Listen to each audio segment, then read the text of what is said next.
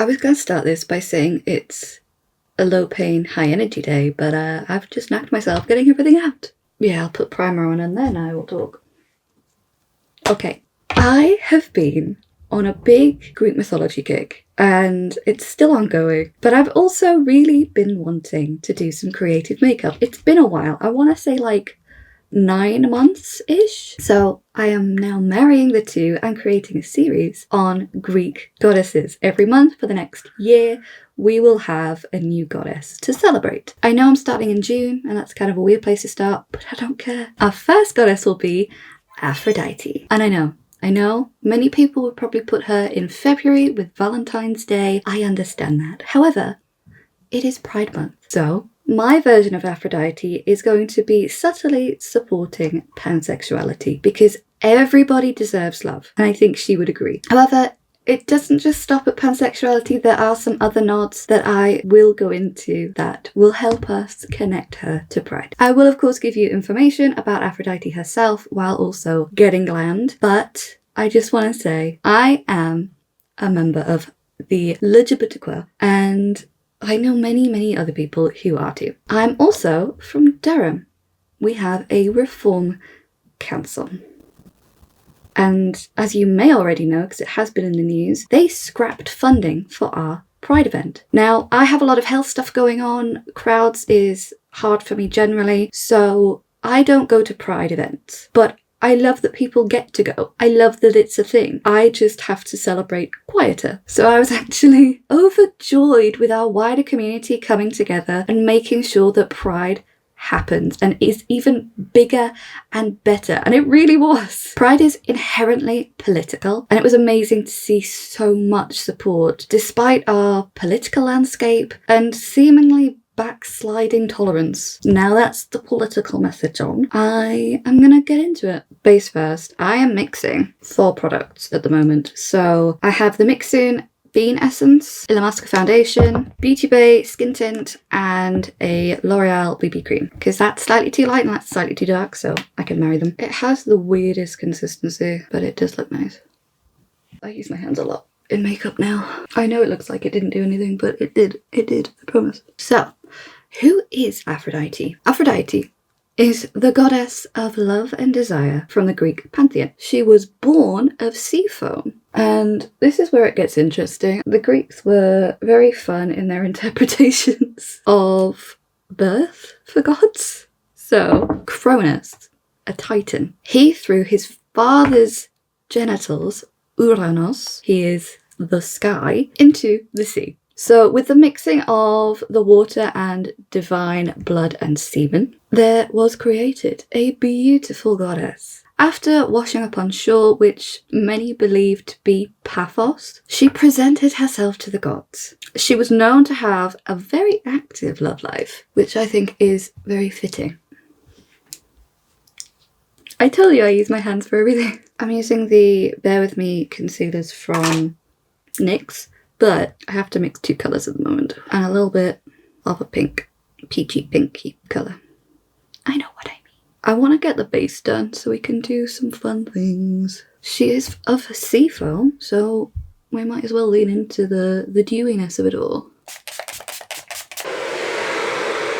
I like to pay special attention around my eyes, because they can crease like a bitch. I know it looks like I'm really mattifying my face, but actually it still has glow. Okay, now we're into powders. Speaking of her romantic life, she had, of course, many romantic relationships, but the 2 I'm going to focus on are with fellow gods. So Aphrodite was actually married to Hephaestus, who was the blacksmith of the gods. Unfortunately though, she was actually forced into this marriage by Zeus, the god of gods. It was thought that she was kind of forced into this to stop her many dalliances, but she was actually betrothed to Ares. Hephaestus was reportedly very unattractive, and some even say a cripple, which isn't very nice. But he did forge Zeus's favourite weapon, the lightning bolt. Hephaestus was actually cast out originally, but he made a plan to trap Hera, the queen of the gods, as some kind of revenge. But once he released her, he was given Aphrodite as a thank you. However, Aphrodite and Ares did often sneak around behind Hephaestus's back. It did, in fact, infuriate Hephaestus to know that it was going on, but he did get his revenge by trapping them in bed together with a golden net and getting all of the gods to come and laugh. However, the affair continued. They weren't that humiliated, and their relationship bore a good few children. So, we have Phobos and Deimos, which I believe were twins, Eros, who was essentially Cupid, and Harmonia, who apparently had just as much beauty as her mother. Ooh, I get to do some fun things. Right, I don't have a plan. Even though she was very loved up with Ares, she did have many times when she fell in and out of love with mortal and immortal alike. But that's not all she did. She did help mortals. And the way she often did this was by helping young princes vying for hearts of young women. So the first one we'll talk about is Pygmalion. He was the king of Cyprus, and he was a very talented sculptor. We all know Greek sculptures are beautiful, very smooth form, very realistic, but Pygmalion took it just a step further. He crafted a beautiful woman who seemed so lifelike that he fell in love with the statue. So enamored was he with his creation. He called on Aphrodite during the festival of Aphrodite to grant him a lover of the same likeness. She appreciated his worship and granted the wish. So when he returned home, kissed the statue, and she became real. Another royal that she held was Hippomenes. I hope I'm saying that right. And he was a prince of Greece. He asked Aphrodite to help him win the heart of a huntress called Atalanta. And she was very Artemis coded. She didn't want to marry. She preferred to explore the wild, participate in the hunt, you know, the usual Artemis-y type things. But she had to appease her father in some way who wanted her to get married. So she said, whoever can beat me in a foot race can marry me. But if they lose, they have to die. Smart girl. Aphrodite pitied poor Hippomenes. Hippomenes? Hippomenes. Hippomenes? Mean hippos. Oh my god, stop it. I am normal, I promise. What am I even talking about? Aphrodite took pity on the poor little Hippomenes, and she gave him 3 golden apples. These apples were to be rolled into the path of Atalanta. Essentially, it was just to distract her because they were so pretty, which I kind of get, but come on, girl. And unfortunately, this worked, and Hippomenes was able to win the race, and of course, her hand in marriage. Despite helping many a mortal man, Aphrodite was often kind of forgotten when it came to thank yous. I'm sorry, I've stopped talking because I'm concentrating. Do I look crazy? Yes. Why, yes, I do. She's so pretty. Oh, I love it. Okay. Despite all Aphrodite did for Hippomenes, he forgot to thank her. It's a theme. And because Aphrodite is a G, she compelled the pair to consummate their marriage in a sacred temple, which obviously angered said temple's goddess, and she turned them into lions. Why lions? I don't know, but do you, girl? I'm doing like a baby wing, or I'm trying to. Job's worth doing, it's worth doing badly. So another idiot who angered our lovely Aphrodite, the king of Sparta, promised a sacrifice to our beautiful goddess in return for winning the contest for Helen's hand in marriage. However, even though he won, he did not keep his word. So she made it so that Helen fell in love with someone else. Gotta pay your debts, guys. This is not even reading as blue. Well, I know it's blue. Technically, you know it's blue because I'm telling you. Just don't believe your eyes. I think I'm happy with that, but I want more highlighter. Everywhere. Oh, that's pretty. Now, being unpaid for her efforts was not the only reason for feeling Aphrodite's wrath. Hippolytus was a prince who wished to be single and celibate and be a devotee of Artemis. However, Grecian men were actually expected to worship Aphrodite from puberty onwards. And in worshipping Artemis only, lovely Aphrodite felt snubbed. Which, you know, fair enough, I get it. So Aphrodite decided to compel his stepmother to have lustful feelings for him. Gross. And upon his rejection of her, she actually took her own life. But she left a note claiming that he had assaulted her. So, obviously his father killed him.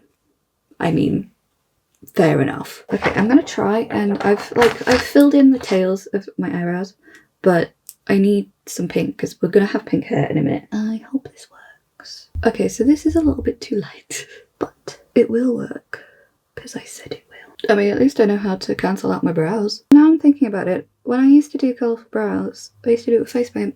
That's better. Okay, I'm happy now. See, if I use my brain, I'm actually quite clever. Cute.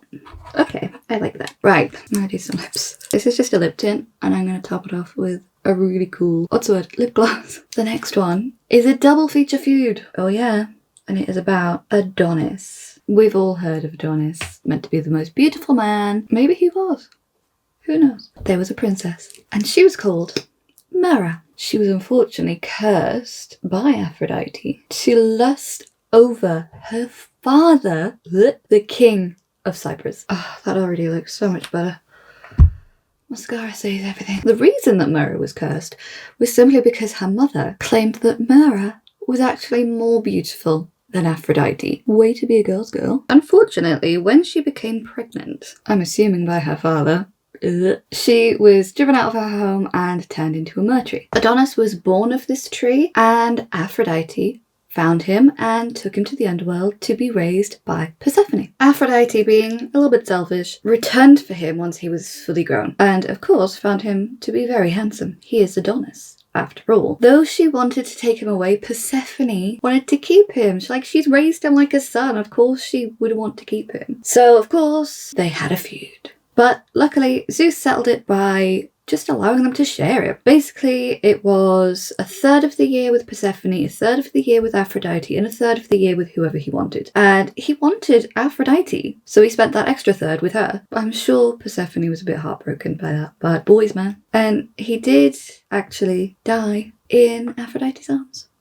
Just sad. Our final segment will be on how she fits in with Pride, but I'm gonna focus for a few minutes while I figure out what I'm doing. As the primordial goddess of love, passion, and desire, it stands to reason that her mythology features same-sex love, queer relationships, and even non-binary deities. First is Sappho and the patron saint of lesbians. The most famous connection between this goddess and sapphic love comes from the poet Sappho of Lesbos, which is literally the origin of the word lesbian. In this famous poem, Sappho directly prays to Aphrodite to ask for her help in winning the attraction of a woman she's infatuated with. And Aphrodite famously boasts that she can make anyone fall in love, showing that who you love is not a choice. Glues everywhere. I hate everything. There was the fusion of genders. Aphrodite and Hermes are the parents of Hermaphroditus, who was loved by a water nymph. Despite being rejected, this water nymph prayed to the gods to unite them forever, which I don't think is very fair. But the gods answered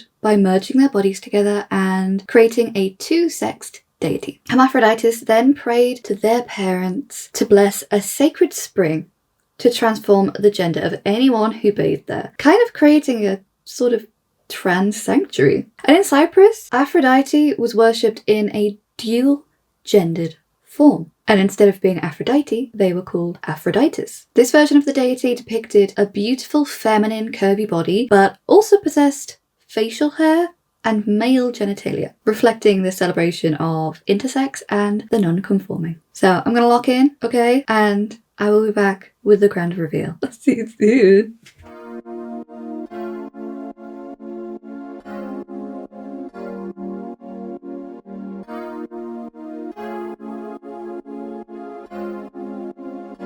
This was so fun, and it has helped me be creative for once, so it's a win for me. Happy Pride Month, everybody. I hope you have learned something about Aphrodite or have just had fun watching me, whatever. I'm always around in the comments, come find me. But yeah, here we are.